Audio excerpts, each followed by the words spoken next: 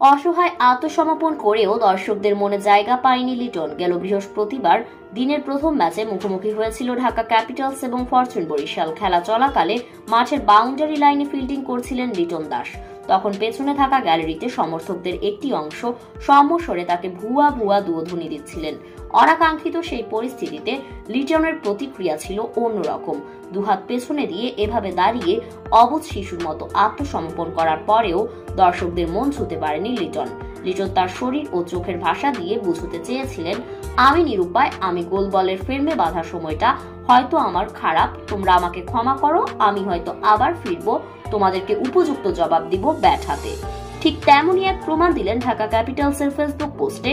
এই পোস্টে তারা লিখেন, আপনি সমালোচনা দেখেন, আমরা দেখি একজন তারকা ব্যাটারের দেশের হয়ে সবচেয়ে বড় ওয়ানডে ইনিংস খেলা এবং টেস্ট র্যাঙ্কিংয়ে ব্যাটার হিসেবে সর্বোচ্চ স্থানে আসা। আপনি বাধা বিপত্তি দেখেন, আমরা দেখি ঐতিহাসিক কিছু মুহূর্তের সৃষ্টি। লিটন, আপনি আমাদের ভালোবাসার প্রতীক, আপনি আমাদের গৌরব।